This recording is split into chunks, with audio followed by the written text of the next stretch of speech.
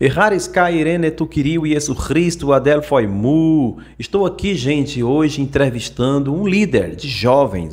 Eu quero saber como é que é o comportamento dos jovens diante da responsabilidade cristã, diante dos compromissos da palavra de Deus. Ele vai nos dar as informações precisas para nós sabermos se de fato os jovens de hoje são jovens apegados a Deus, à espiritualidade, ou se esses jovens são fogo de palha.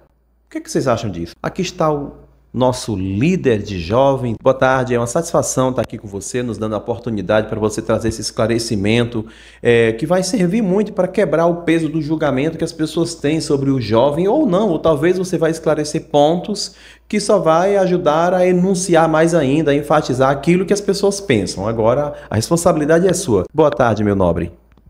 Boa tarde, Elton, agradeço a todo mundo, né, todos que estão assistindo o vídeo. É um prazer para mim, né, levar essa palavra. Como você falou, sou um líder de jovens e não sou perfeito e tento me santificar, né, buscar no Evangelho, no fruto do Espírito, na presença de Deus, ter discernimento de Espírito, né, para poder atuar em Espírito em verdade, falar a palavra de Deus para eles, ser exemplo, né, porque como líder eu tenho que ser exemplo para eles, eu tenho que tomar o primeiro passo, as primeiras atitudes, e tenho que levar isso para eles, né? A palavra de Deus, de algumas formas que o Senhor vai me usando, né? Ele vai me capacitando, porque eu sempre falo, a glória não é para mim, nada é para mim, tudo é para o Senhor, entendeu? E se um dia eu estiver me afastando disso, que Ele me tire do caminho, né? Que eu faça tudo sempre para Ele, para a vontade dEle. Não quero a glória para mim, mas a glória é sempre para Ele, né?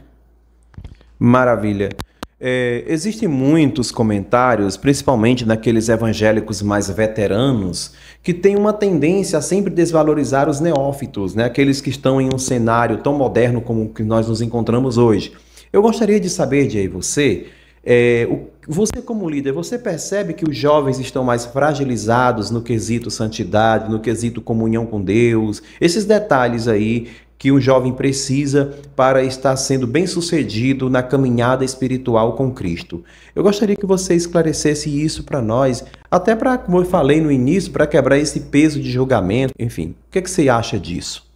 Bom, Elton, hoje é bem notório, né, mesmo que devido aos meios sociais, né, a tantas coisas que o mundo tem nos atrativos, né, nos levando, não que em outros tempos não seriam assim também, mas hoje é muito mais visível, né, porque você vê todo mundo postando, todo mundo tá na internet, então a mídia social é direta, aparecendo, você vê no jornal, vê nos sites, e aí fica mais fácil, fica mais explícito, e aí acaba que a gente começa a globalizar isso, né, a gente para muitas pessoas, mas sim, isso pode atrapalhar, mas também como pode ser um instrumento para levar a palavra de Deus no meio da internet, no meio dos jovens. Mas nós temos que ser cristãos, nós temos que ser separados do mundo, né? Então, eu vejo que isso pode ser uma ferramenta de trazer os jovens para cá, mas eu sinto que no tempo que eu estou se congregando na igreja, nesse ministério, sinto que os jovens eles têm se mantido, né? Porque quando você prega a palavra, a verdade mesmo, então o Espírito Santo vai transformando a gente, vai mudando, né? Agora depende, eu não sei como é que é em cada ministério, né? Eu não estou aqui para julgar os ministérios de outras pessoas, mas nós temos a palavra de Deus, né? A palavra é a verdade, é a própria palavra do Senhor que foi nos dada para a gente ter discernimento do que é verdadeiro ou o que é falso dentro da pregação. E se nós mesmos quisermos, nós vamos atrás, vamos saber o que é certo ou errado. Então os jovens só depende de você tem que buscar a palavra, você tem que ter discernimento do seu líder, das pessoas que estão lhe acompanhando, né? Principalmente as pessoas que estão começando agora, que estão saindo do mundo, ou que estão começando uma caminhada tendo mais sentido do que é Deus, né? Porque às vezes tem muitos jovens que nasceram na palavra, né? Mas que são meio perdidos, né? Por ter nascido na palavra, não ter experimentado o mundo, ou nunca ter tido alguma experiência assim de errar e voltar para Deus, né? Então, eu creio que para eles também são como ser novos em Cristo também. Você não tem essa percepção, né? Essa noção de Deus, né? Mas aí para eles com certeza vai ser mais fácil, porque com certeza já vem de uma família cristã, ou já vem de um berço cristão, né?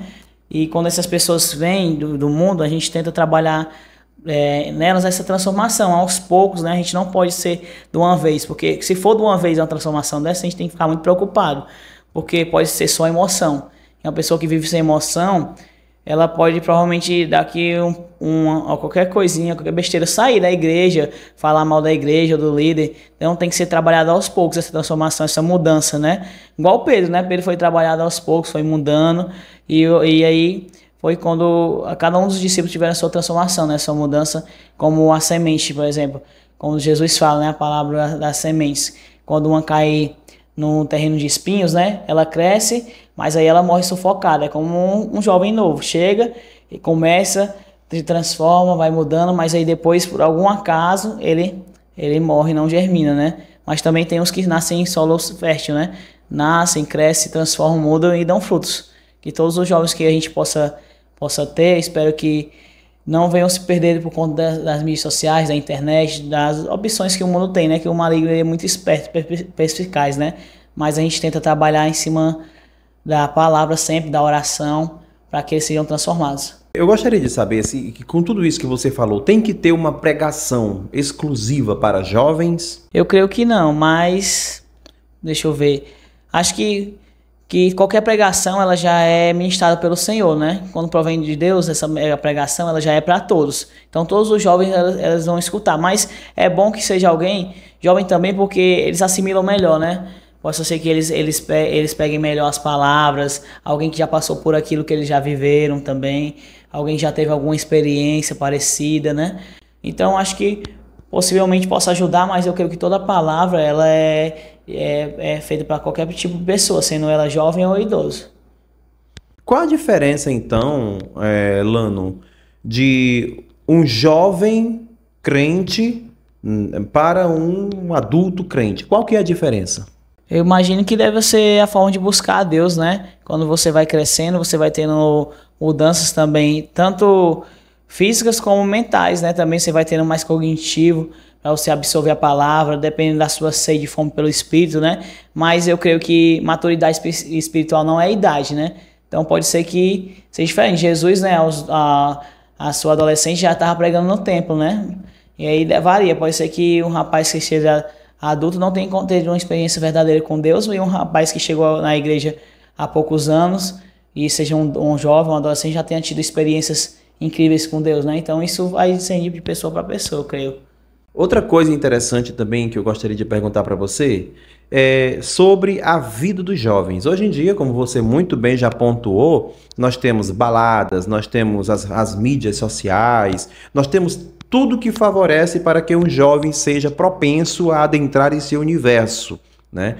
E eu queria saber de você se existe uma estratégia diferente, ou se você se mantém naquela sua fala de que a palavra é uma só, ou se a espiritualidade do jovem é mais fragilizada pelo fato dessas iguarias que eles são apresentadas nesse período ainda, né, de desenvolvimento, de aprendizado espiritual. Eu gostaria que você comentasse sobre isso. Para o jovem, creio que possa ser um pouco mais complicado, né? Por essa fase também de puberdade, os hormônios, né? Então, os desejos da carne são mais aflorados, né? A gente tem mais cuidado em qualquer relação que eles vão ter, né? Com o mundo, com alguma pessoa.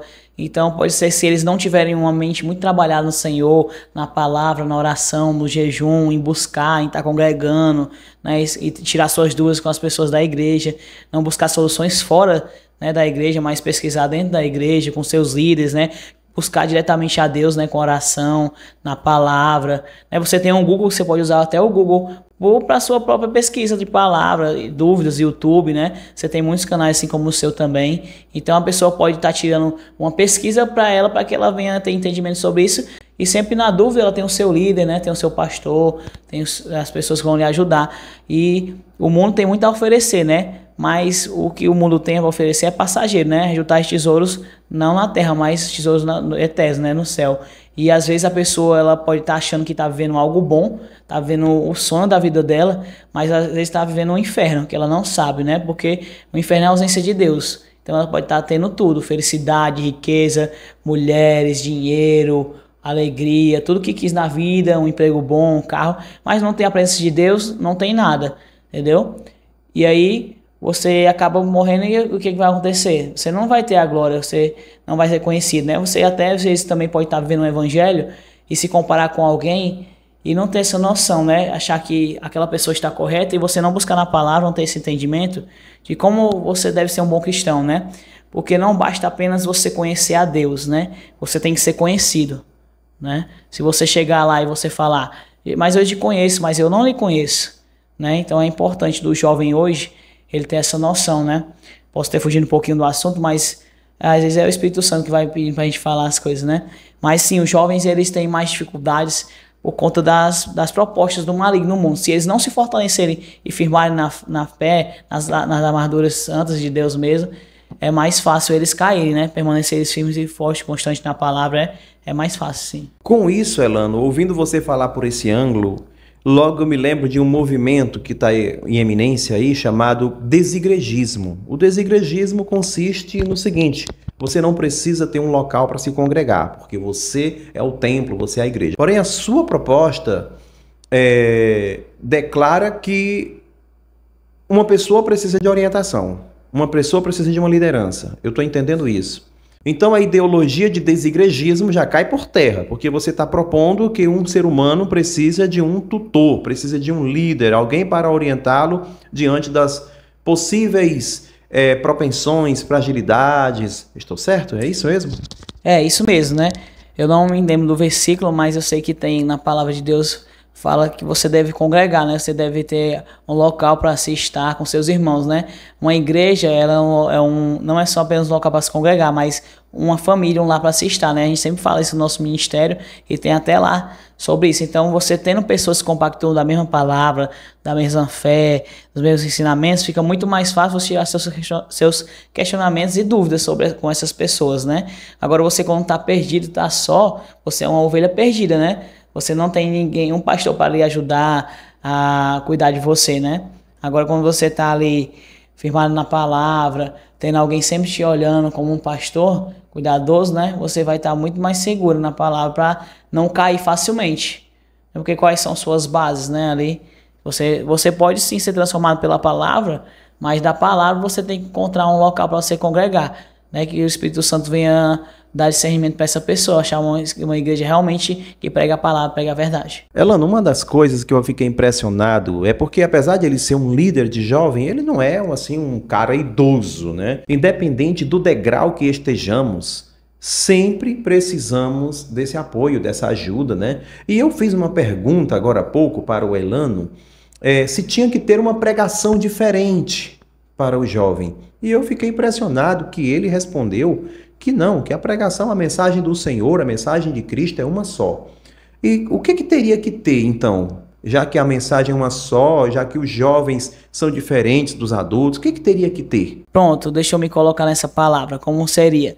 A palavra, ela vai ser sempre pregada, que vai ser a palavra, vai ser a Bíblia, né? Vai ser a verdade. Mas as formas que a gente vai trazer às pessoas podem ser formas diferentes de acolhimento com os jovens do que uma forma de um culto normal, padrão, né? A gente tem os nossos cultos de jovens, né? Tem os movimentos que a gente vai começar a fazer evangelismo, né? Tem também um momento de algum evento, né? Por exemplo, um congresso, algum movimento desse, né? Tanto social também, mas não só na igreja, né? A gente também tentar fazer movimentos sociais para trazer essas pessoas de outras formas, né? Não somente num culto padrão, mas a gente tem os nossos cultos de jovens que a gente pode estar fazendo com temas diferentes, né? Temos que atrair as pessoas, né? Temos que atrair os jovens. Não que eu estou querendo dizer nisso que seja mundano, né? Não é isso. Temas diferentes, temas legais, feitos pelos jovens, né? Com coisas que jovens gostam, mas que não é levar o mundo para a igreja, mas tá certo, mas é transformar quem está vindo do mundo para o local certo, que é a palavra de Deus, a verdade, né? Trazer a eles, né? Através de alguma isca que Deus venha colocar nos nossos corações e ter estratégias também para que a gente possa trazer os jovens de formas diferentes, tanto no culto como num evento, né? Por exemplo, pode ser uma pessoa, pode ser encontrada num teatro, né? Num cinema, né, que a igreja venha fazer, algum evento, um louvorzão, né, um retiro, né? Então tem várias estratégias, várias formas de trazer a palavra de verdade, mas de formas diferentes para cada idade, né? Para uma criança, né, um momento de brincadeira da igreja, com o Dia das Crianças, por exemplo, né? Usar as festividades como esses dias das crianças, né? Para trazer os jovens, ou um adolescente, um adulto, né? Então, tem essas formas de ser utilizadas, de estratégias diferentes, mas sempre utilizando a palavra. E você? O que você gostaria de perguntar para um líder de jovens? Porque liderar jovens nos dias de hoje, aonde todos os convites estão à porta, eu vou fazer uma pergunta para ele, que talvez seja essa pergunta que você faria. O que te dá mais dor de cabeça como líder? Você olha para um jovem, o que você exige desse jovem? O que te preocupa? O que te dá dor de cabeça? Bom, minha caminhada como líder de jovens está só começando. Faz pouco tempo que eu sou líder de jovens, né? Mas já tem um tempo que estou na igreja. E eu imagino como sendo eu no lugar deles, né? Tem uma outra visão como liderança, porque são ali pessoas que eu quero trabalhar da melhor forma. Eu quero que eles sejam melhores do que eu. Então, eu vejo que às vezes estão um pouco desligados, pode ser que estejam desligados. Minha maior preocupação é isso, que não esteja entendendo, que talvez não esteja na mesma sintonia, talvez no mesmo ritmo, entendeu? Às vezes eu fico com medo disso, aí de frear e aí atrapalhar o desenvolvimento. Então eu busco sempre ter cautela e cuidado nisso, que às vezes a gente pode estar um pouco à frente, um passo, a gente tem que dar uns 2 passos para trás para pegar todo mundo e levar o barco adiante, né? Que todo mundo esteja dentro, né? Que todo mundo possa se envolver. E eu procuro sempre ter conectividade com os jovens, né? Saber como eles estão, perguntar, falar, abraçar, sempre ser um amigo para eles. Eu sou uma pessoa que sou amigo para eles, que eles podem contar comigo, né? Nas dificuldades, nas dúvidas, né? Eu não me boto como alguém lá em cima no pedestal, eu os coloco aqui embaixo. E eu falo que os jovens, a liderança do ministério é formada por todos. Como se não houvesse um líder, entendeu? Mas nós todos somos uma base, nós todos somos uma liderança. Faz um corpo da liderança, entendeu? Então, eu procuro sempre entender cada um deles, né? O que cada um está passando, se cada um está acompanhando o desenvolvimento. E prezo sempre por a gente tá em base sempre de oração, base de buscar o ministério, né? De estar levando a palavra de Deus, de fazer eventos, né, para a igreja, e oração, jejum, se basear nisso, na leitura da palavra. Outro dilema que existe nesse universo evangélico, igreja, eclésia, com relação às vestes. Elano, você acha que um jovem, um crente, ele tem que ter uma compostura indumentária diferente, padrão, ou enfim, ou isso não importa, assim como ele estava lá no mundo, ele tem que ser? Pronto, nesse caso, né, a gente pode parar para pensar, porque se na igreja é o templo de Deus, né? Que é o Criador máximo, o Logos, né? Jesus, Espírito Santo, a Trindade, próprio Deus, né? Ali é um templo para adorá-lo, né? Porque se quando a gente vai para um casamento a gente vai arrumado, né? A gente vai para uma audiência, a gente vai arrumado, vai bem vestido, né? Para algum evento a gente procura se arrumar. Porque para Deus a gente não fazeria isso. Se é Ele, o magistrado, o grande, o altíssimo, né? Jeová Rafá, Jeová Jireh, ele é tudo, né? Porque a gente não vai se vestir bem? Eu não tô falando que não precisa, por exemplo, um terno, né, de malha fina, um calçado, um vestido. Não, todo mundo vai com o seu melhor. Como, por exemplo, na viúva de Naim, né? Todos deram tudo o que lhe sobrava, né? Ela deu tudo o que tinha. Para todo mundo que estava vendo ali não parecia nada, né? Porque foram poucas moedas, mas era tudo que ela tinha. Então, ela deu o seu melhor. Então, eu creio que quando a pessoa vai para a igreja, ela procura se vestir com decência, né?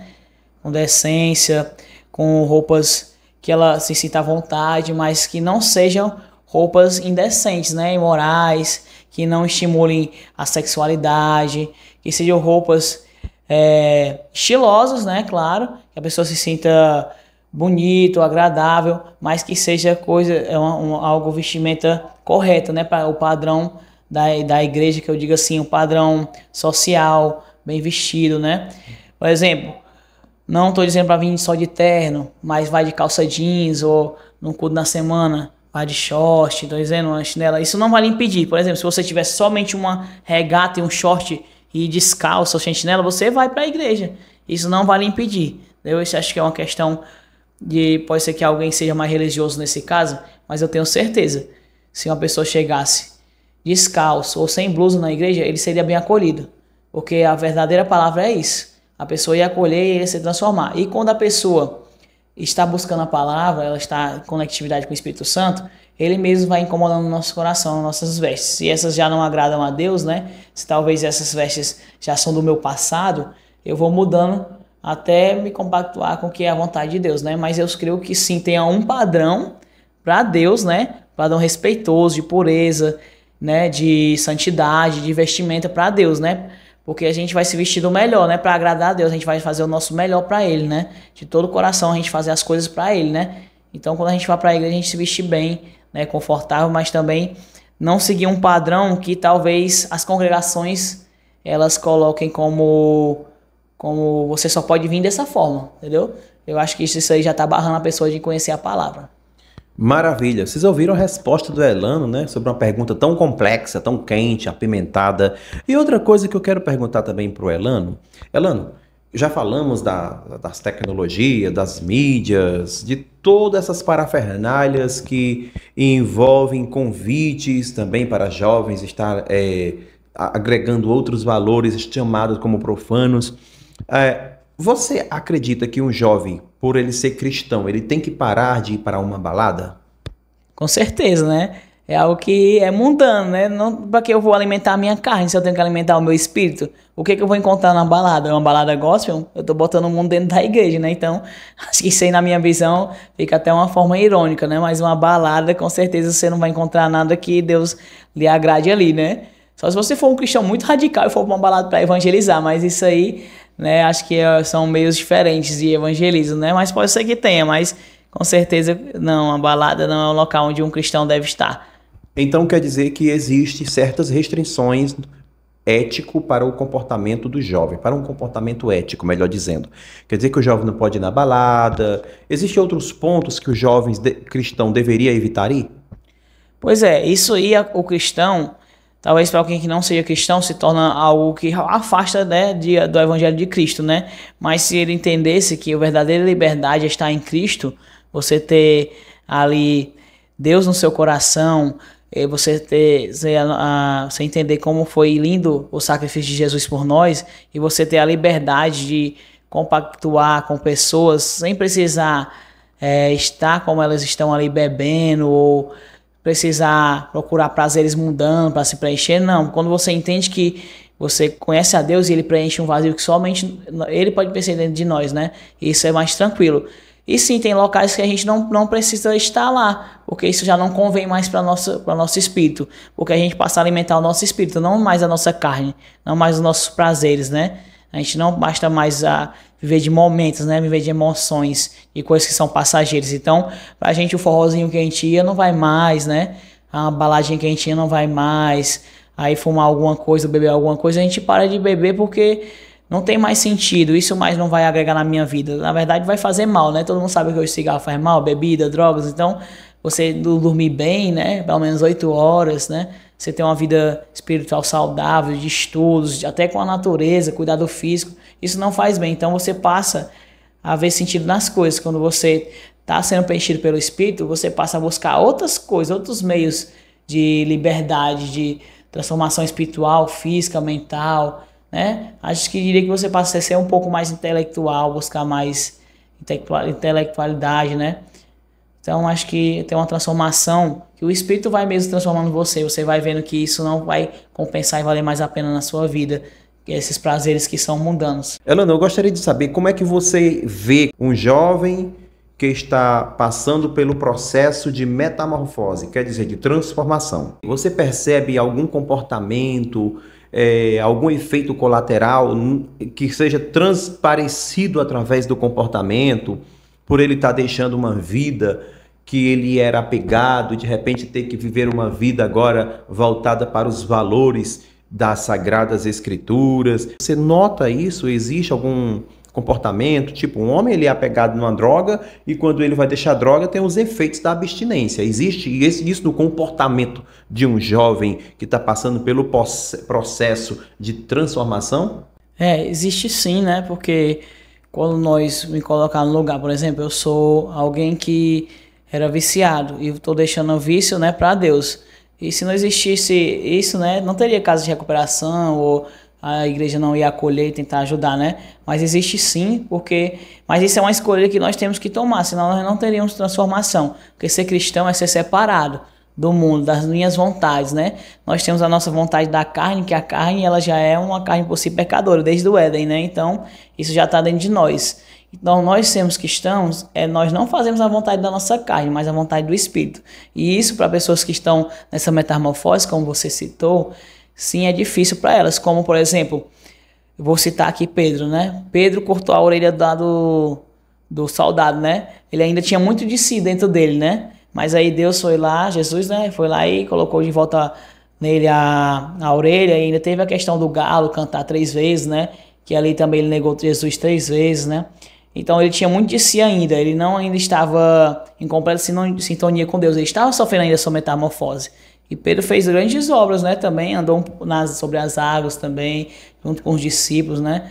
Então, se a gente pode pegar esse lado mais humanizado dos discípulos, né? A gente pode colocar na gente também, porque às vezes a gente coloca eles lá em cima e a gente acha que a gente está totalmente errado, né? Por a gente ser uma autocrítica muito pesada em cima de nós mesmos.